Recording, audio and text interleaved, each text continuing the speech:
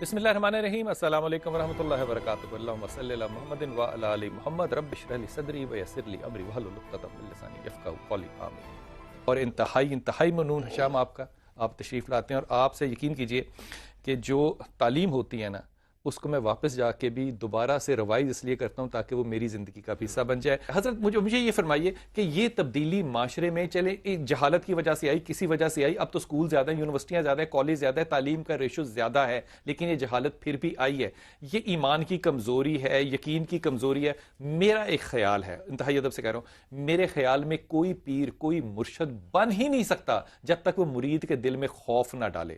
جب تک خوف نہیں ہوگا میں دوبارہ اپنے مرشد کے پاس جاؤں گا نہیں۔ یہ خوف کا کھیل ہے، جبکہ دین جو ہے یہ بے خوفی کی طرف لے کر جاتا ہے۔ فرمائیے گا۔ بسم اللہ الرحمن الرحیم۔ سب سے پہلی بات تو میں یہ کہوں گا کہ معاشرے کا سب سے بڑا المیہ یہ ہے کہ جو پکڑا جائے وہ جیلی ہے، جو نہیں پکڑا گیا وہ اس وقت تک اصلی رہنا جب تک وہ پکڑا نہیں جاتا۔ صحیح بات ہے، صحیح بات ہے۔ سب سے افسوس کی بات یہ ہے، یہ جس قسم کے اشتہارات دے رہے ہیں، ان کے اوپر جو الفاظ ہیں وہاں سے پتہ لگتا ہے کہ یہ کوئی روحانی علم والا بندہ نہیں۔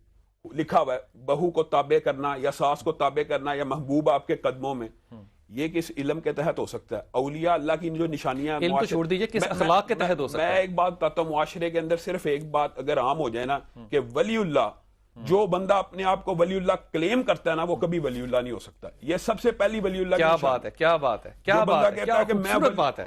یعنی جو خود اپنے آپ کو کلیم کر رہا ہے وہ تو ہو ہی نہیں سکتا۔ دوسری بات یہ ہے جس نے وزٹنگ کارڈ پہ لکھا ہو، وہی بات، جو اولیاء اللہ ہوتے ہیں، سب سے پہلی بات ہے کیا ان کی وضع قطع شرعی ہونی چاہیے کہ نہیں ہونی چاہیے؟ کیا وہ نمازی ہونے چاہیے نہیں ہونے چاہیے؟ کیا ان کو طہارت کا خیال ہونا چاہیے کہ نہیں ہونا چاہیے؟ دیکھیں جو جتنا گندا بندہ ہے، جو بندہ جتنا طہارت سے دور ہے، اتنا بڑا ولی اللہ اگر بن جاتا ہے تو یہ معاشرے کا المیہ ہے۔ اور یہ جو بندہ ہے، یہ اس نے قتل تو اب کیا، والفتنۃ اکبر من القتل، فتنہ تو قتل سے بھی زیادہ شدید ہے۔ یہ جو معاشرے میں اصل میں باتیں پھیلا رہا ہے، یہ کالا جادو کے ماہر ہوتے ہیں، یہ کاہن ہوتے ہیں، نجومی ہوتے ہیں، عراف ہوتے ہیں، اور نبی کریم صلی اللہ علیہ وسلم نے فرمایا ان کے پاس جانے والے کی 40 دن تک نماز بھی نہیں ہوتی۔ قبول۔ حضرت ایک لمحہ حضرت یہ فرما دیجئے کہ کالا جادو لاہور میں ہو رہا ہے آج کچھ لوگ کہتے ہیں جی یہ کالا جادو، جب ہم کہتے ہیں کہ کالا علم ہے، یہ کیا ہے؟ یہ ان کی اپنی کلام ہے، ہمارے سے اسے کوئی تعلق، ہمارے سے مراد ہے دین سے اس کا دین تعلق نہیں۔ اچھا مجھے ایک جواب دیجئے، بڑی ایمانداری سے سینے پہ ہاتھ رکھ کے شاہ صاحب، جی بسم اللہ۔ آپ سارے لوگوں کو جانتے ہیں جتنے بھی پریکٹسنگ پیر ہیں، جی آپ نے کتنے لوگ جو ہیں وہ واقعی صحیح دیکھے ہیں؟ میں نے ایک بھی صحیح نہیں دیکھا جی، مجھے کوئی نظر نہیں آیا۔ میں نے ہر گھر میں جہاں گھر میں مطلب جو آستانے بنے ہوئے ہیں کچھ بھی نہیں ہے وہاں۔ آپ کو کیا لگتا ہے کہ کون لوگ ہیں، یہ کیا کرتے ہیں؟ یہ کچھ نہیں، لوگوں کو یہ پاگل بناتے ہیں۔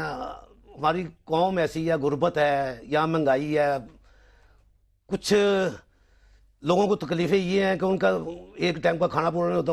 کوئی کہتا ہے جی آپ کو جی یہ سایہ ہوا ہے یا آپ کو تویز ہوئے، وہ کسی عامل کے پاس چلا جاتا ہے۔ اچھا یہ کسی طرح سے بات سمجھ میں آتی ہے؟ میرا خیال یہ ہے جو ہم نے سٹڈیز کی ہیں، جو پڑھا ہوا ہے، یہ جو کالے علم کا جو معاملہ ہوتا ہے نا سارا، وہ یہ ہے کہ شیطان کو جب یہ پتہ لگ جاتا ہے نا کہ یہ بندہ پکا جہنمی ہے، وہ اس سے ہم کلام ہو جاتا ہے۔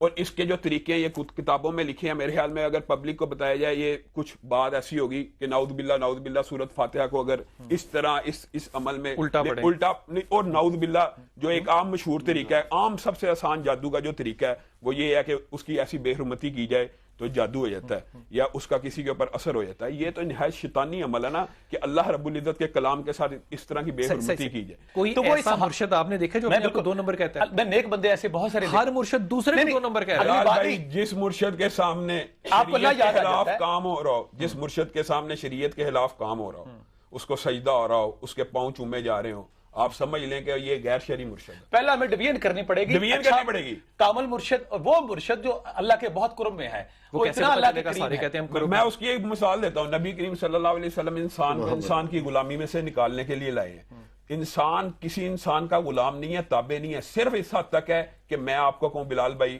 آپ میرے لیے دعا کر دیجیے۔ اولیاء اللہ کا اگر کوئی کام دنیا میں ہے نا وہ یہی ہے کہ انسان ان کے پاس جا کے میرے لیے دعا کر دے۔ 35 سال ایک آدمی کی پوجا ہوئی ہے، اس نے ایک سرکاری زمین پہ قبضہ کیا ہوا ہے، جب اس کو پکڑا گیا اس کے پاس 5,000 کارڈ تھا جو کہ وہ دے رہا تھا روز کو 200-300 کارڈ روز لوگوں کو بانٹتا تھا، اس پہ سیاسی جماعت کا لوگو لگا ہوا تھا۔ اس کا مطلب یہ ہوا کہ سیاستدان جو ہیں انہوں نے بھی پیر رکھے ہوئے ہیں۔ اس بات پہ کسی کو اختلاف ہوگا، خواتین و حضرات جی میں بڑی ذمہ داری سے بات کہہ رہا ہوں، میں ذاتی طور پہ بٹی صاحب ایسے سیاستدانوں کو جانتا ہوں جنہوں نے اپنے محلوں کے اندر پرائیویٹ پیر رکھے، اور میں ایک ایسے پیر کو جانتا ہوں جو کہ انتہائی جاہل اور بدبودار انسان ہے، اور وہ ہمارے ایک انتہائی بڑے سیاستدان کے پیچھے عدالت میں کھڑا تھا. اس نے کہا کہ اگر تم کہو تو میں تمہیں اگلے 5 سال جو ہے وہ بھی دلا سکتا ہوں.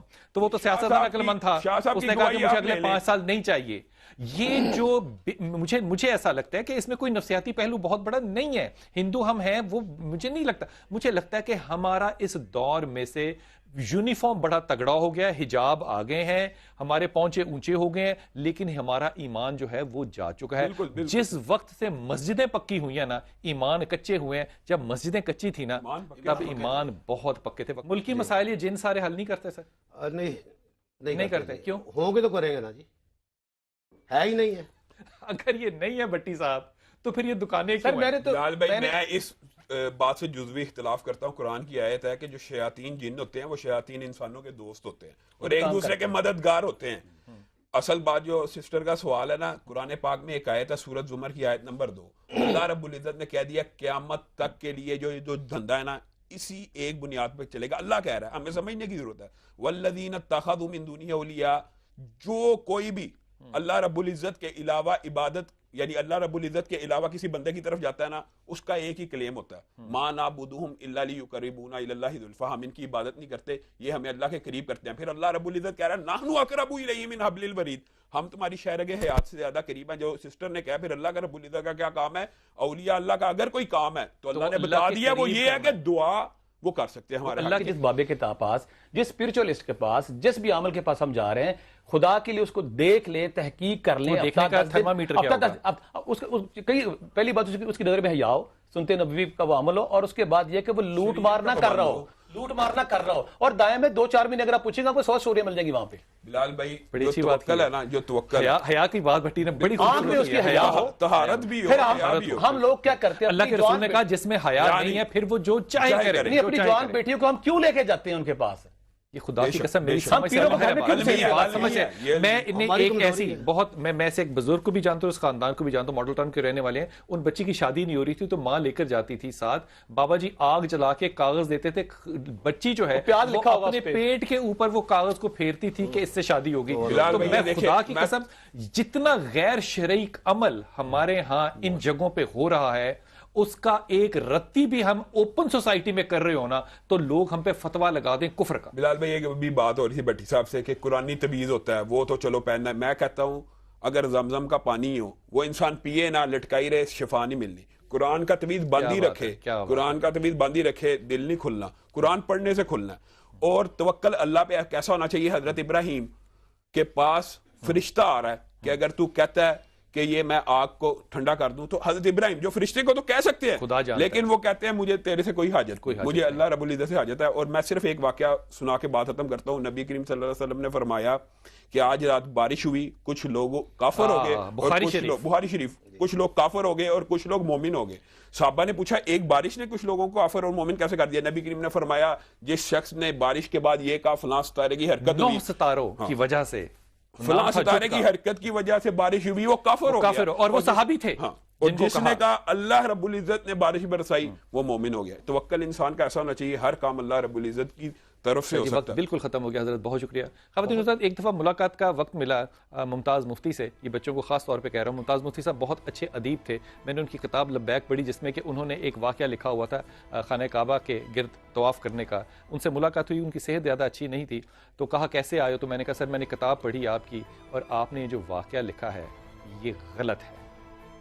اتنے بڑے آدمی کو پدی کا شوربہ کیا، یہ کہنا بہت بڑی ضرورت کی بات تھی. لیکن اس کا بڑا پن ممتاز مفتی کا یہ دیکھیے، وہ لیٹے ہوئے تھے، ایک دم بیٹھے اور بیٹھ کے مجھے کہنے لگے، پنجابی میں کہا، میں اردو میں کہہ رہا ہوں. انہوں نے کہا میں ایک لکھنے والا ہوں، میں ایک ادیب ہوں، جھوٹ لکھنا میرا حق ہے. تم مجھے اس جھوٹ کے عوض اگر پیر بناؤ گے تو تمہاری تعلیم میں ایک بہت بڑا نقص رہ گیا ہے. یہ وہ جملہ تھا جس نے ممتاز مفتی کو میری نظر میں بہت بڑا کر دیا. اللہ تعالیٰ آپ کو آسانیاں دے اور آسانیاں بانٹنے کی توفیق عطا فرمائے. السلام علیکم ورحمۃ اللہ وبرکاتہ.